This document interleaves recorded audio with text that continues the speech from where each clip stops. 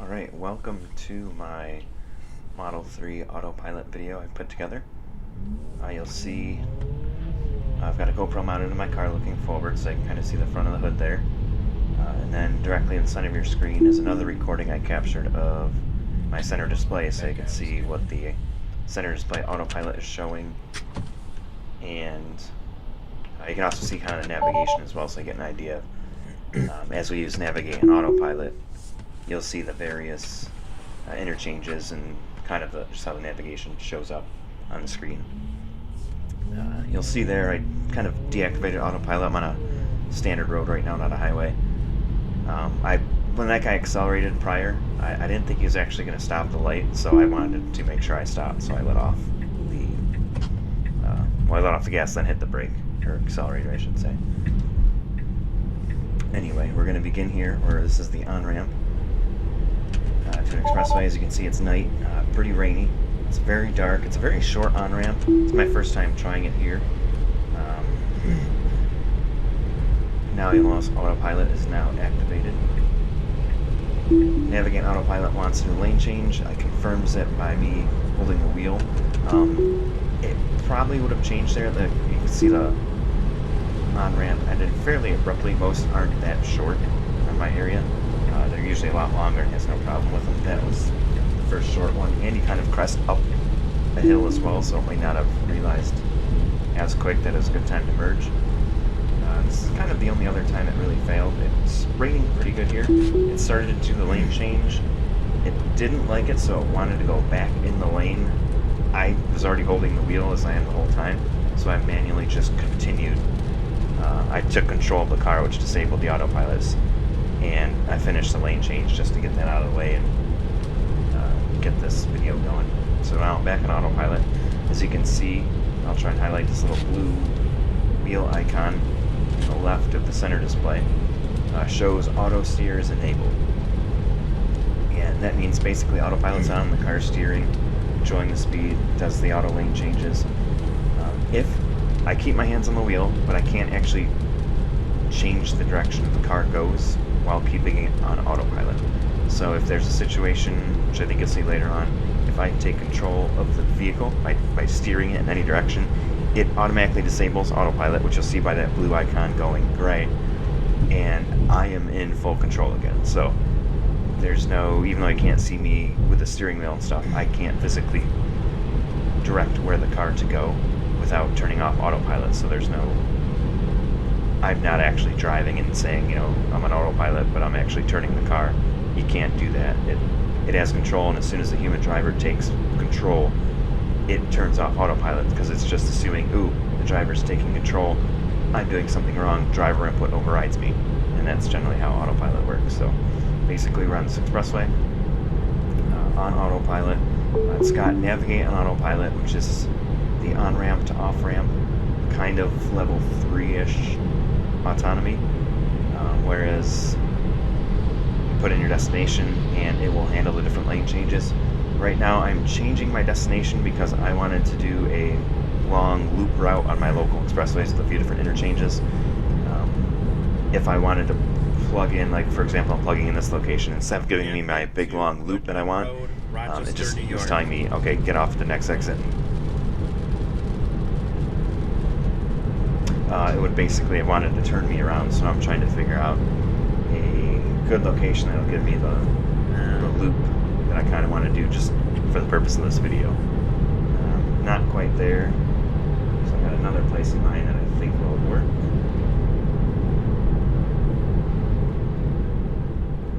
Which I'll be plugging in a minute.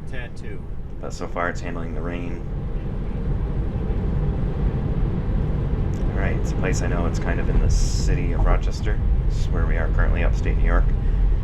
You'll see on my navigation, it's kind of a bigger loop on these expressways along with an interchange that I wanted to try, so.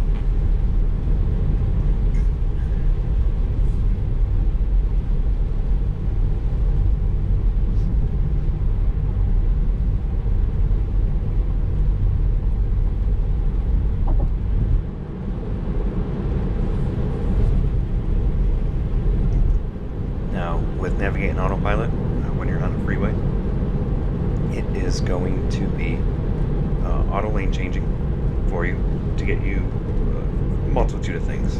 One, if, for example, the car in front of me was starting to slow down to like probably below his current speed, like say we hit the 45 range, the car's gonna be like, okay, I need to go around him because as you can see in the middle of my screen, that 63, surrounded by the blue there, that's my current set max speed, which I can adjust. But so if there was no car in front of me, my car would be doing 63 right now. So it can tell this car already in front of me is not going as fast as I would ideally like. But it's not a drastic change. There's actually a level of setting you can change to where they have one called Mad Max mode, where if the car in front of you is only doing a few mile an hour slower than what you want to do, it'll just auto go to the left lane and try and pass them as quick as possible. Whereas my current setting is very moderate, to where 5 to 10 miles an hour, it would eventually change the left lane if this guy kept doing that for a while. But a lot of times it just gives it a little more time, a little more leeway, because it figures, oh, the driver might have slowed down, but he might speed back up again. As we can see, he's already started to speed back up again. So there was no need to waste time trying to execute the left lane change, pass him, get in the right lane. So I like this setting. It's a little more relaxed. On autopilot, you don't really feel stressed where, oh, I have to pass somebody all the time. You just be like, I don't mind doing 5 or 8 lower than what I anticipate. Most of the time people just speed up anyway. Traffic always has those minor slowdowns here and there. We're going to be coming up to, as you can see on my screen, it says upcoming lane change. Just kind of letting me know soon it's going to try and go into the left lane, because we're going to need to be in that lane to handle the interchange that's coming up. There are a few cars kind of behind me, but they're ways back still. And then basically the road, now the car's saying it wants to do this. It actually turns the turn signal on its own, and it did that whole lane change without me doing anything. The only thing it generally requires is when it says confirm lane change, it just wants to feel tension in the wheel. So all I have to do is kind of jiggle it so it knows I am paying attention. I'm looking in the mirrors just for added safety. And then it auto executes that lane change when it knows I'm awake, paying attention, and competent. So I completed that lane change. We're going to be coming up to the exit ramp portion here, which is not too sharp of a turn.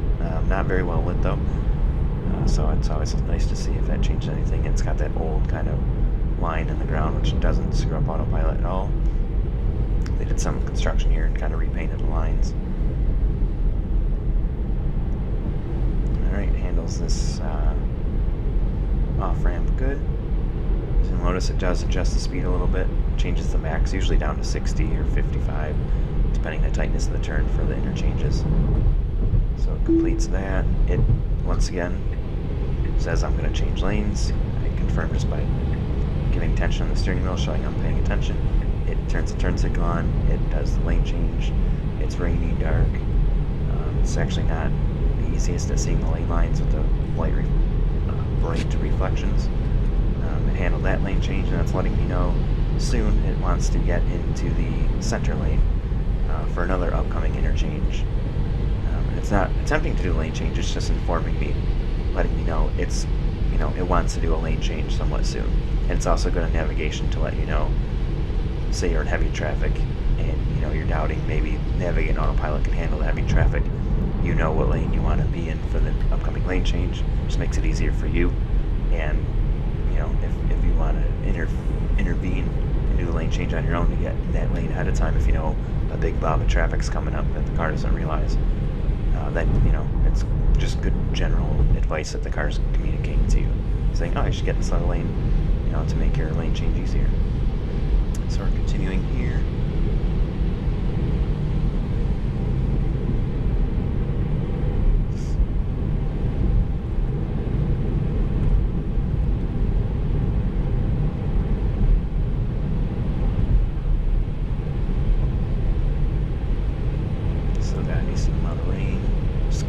It's been raining here for like 3 days, so like 3 days straight. So it's just, the roads are soaked. It's not like it's light sprinkles with dry roads that are perfectly clear. There's a lot of reflecting rain spots. Alright, the car wants to do the lane change finally. It turns the turn signal on. We are changing lanes. Nice, another smooth lane change.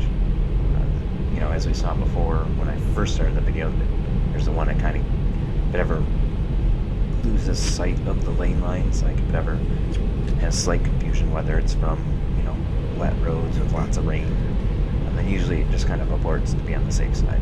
But so far we haven't had any issues with lane changes since then.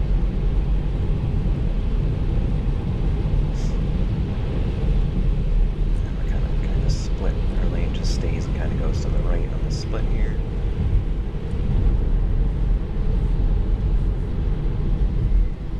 Cars slowing down, as I can tell these cars ahead.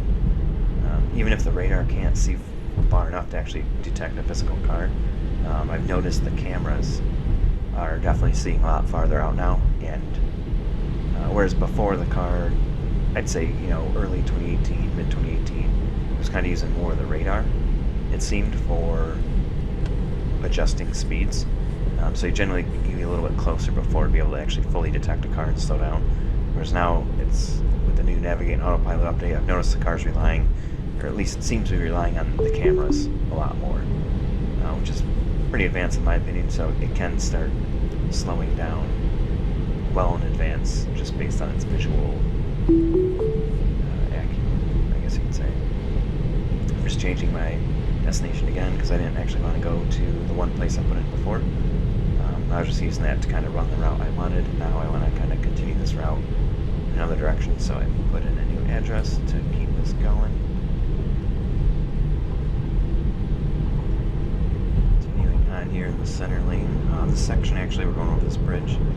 It actually, as you can see in the speed limit on the right side of my autopilot screen there, it's actually a 40-mile-an-hour zone, because we've got two kind of sharp turns coming up here. Even though it's a 3-lane highway, it's moderately tight.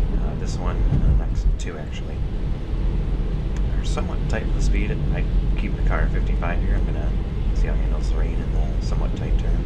That last one and this one aren't too bad. They're nothing crazy. This next one's actually fairly tight. So I've got my hand on the wheel just in case. The car in front of me slows down a little bit. Yep. Actually ties up quite well. At the very end there, I had too tight of a grip on the steering wheel, just because I always like to be safe, just in case, whatever reason, Autopilot got confused. But I had my hands too much on the wheel to where I was gripping it, and I took control. I broke the seal almost. It's like there's a little play in the wheel that gives you to apply, that you can move the wheel a little bit, that, you know, shows Autopilot you paid attention, where it doesn't actually change the direction of the car. It's fairly minute, but easy. You get used to it right away. But if you kind of break that area, that distance, the car just realizes, oh, the driver wants control, and then hands back over control, which is why you heard that tone. The blue steering wheel disappeared, which meant auto steer was turned off.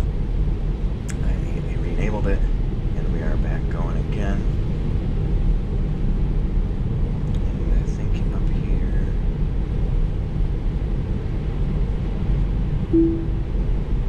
yep, the car wants to change into the left lane because it's going too slow. Another nice thing which I've noticed, we're going to make the lane change nice and smooth. There's a truck that then is going to shift in the center lane right now. The car sees this, and it realizes I am already moving at a greater speed than the truck is. So there's honestly no point in making the change back in the center lane this quick, when I should be. It can tell I'm going to be passing the truck here in like 10 seconds. So it doesn't mind hanging out the left lane to pass this car, which it's going to do. There's another car up ahead beyond this truck, you'll see, that's also in the center lane. But that one, the car can actually tell, I've noticed this a bunch before, it can actually tell it's going around my speed or greater. So as soon as we pass the truck, it's like, alright, time to get out of the left lane. It signals, boom, right back into the center lane. Nice smooth lane change. Easy peasy. But I have noticed that lately, since Navigate and Autopilot came out, it definitely seems to be using the cameras a lot more, because it's seeing objects farther down than the radar would necessarily pick up. And it's able to, from what I've seen from videos on the Tesla Reddit, is the car's actually surprisingly quite accurate at judging speed of other objects quite far ahead, just using the cameras. So we did that. speed it up from here, kind of fast forward a little bit. Just basically hang out in the center lane for a little bit. No issues, it handles it great. The rain's kind of stopped a little bit. I've driven this road a bunch of times before, so it generally never has an issue. It stays between the lanes perfectly, holds my speed. But if you fast forward here,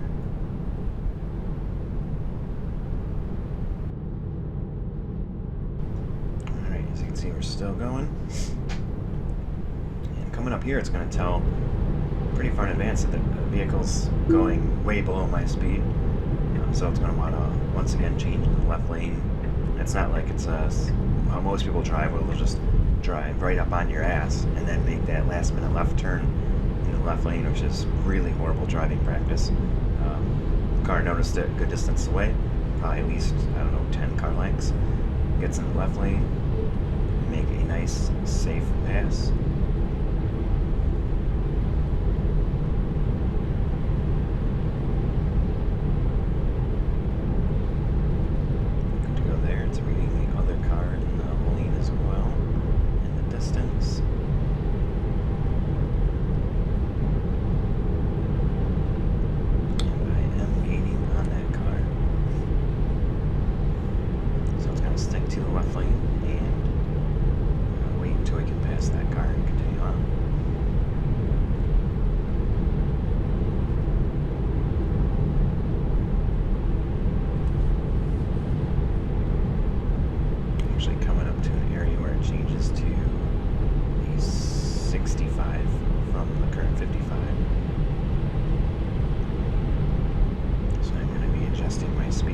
Nice thing is, you adjust the speed easily. You can adjust the speed and follow distance from one of the two knobs on the steering wheel.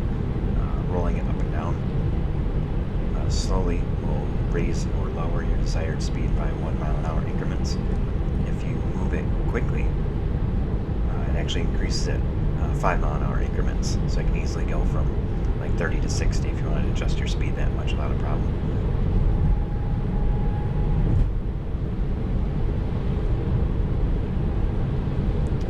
Same wheel, if you click it left and right, you can adjust the follow distance you'd like to follow behind cars in front of you, anywhere from like 1 to 8 car lengths.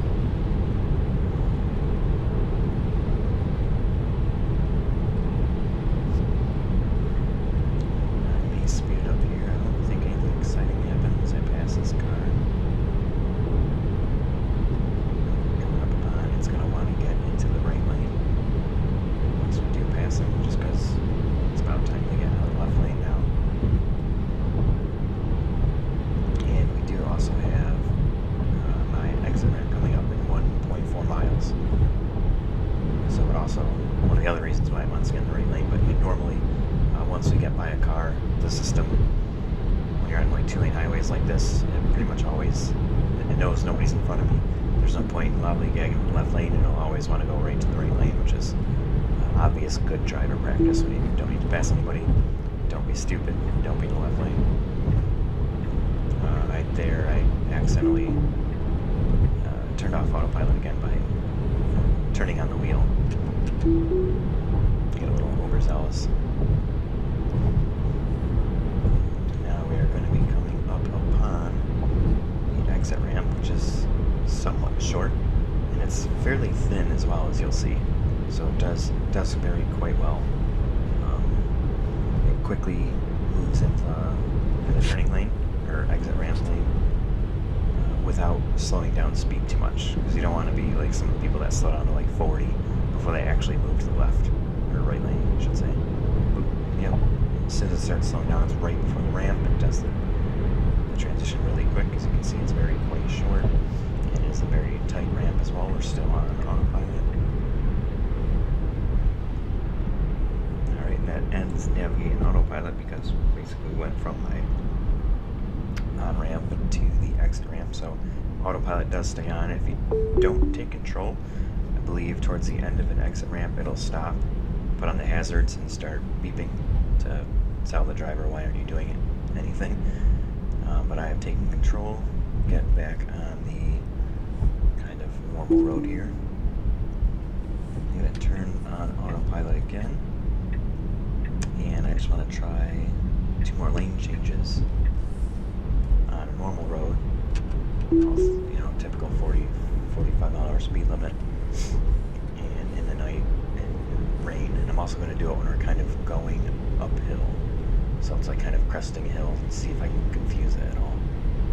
But we'll try that in just a second here.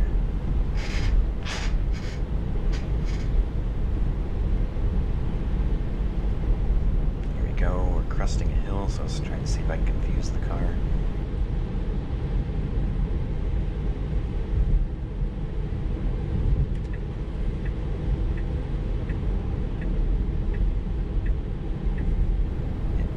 It kind of hesitated a little bit, like halfway through the lane change it kind of slowed down, didn't do the lane change as fast as it normally would, and then kind of scooched in the lane pretty quick, quicker than normal. This is one of the normal ones, it's just a smooth, consistent transition, but that one was kind of going downhill a little bit, hard to see, but that's about it. This is pretty much the end of this journey. I've got a lot more videos I'm working on now. I just got a new camera set up, so any questions or any type of roads or interchanges you might want to see, let me know. I'll see what I can find. Like, subscribe, and any questions, just leave a comment. Thanks.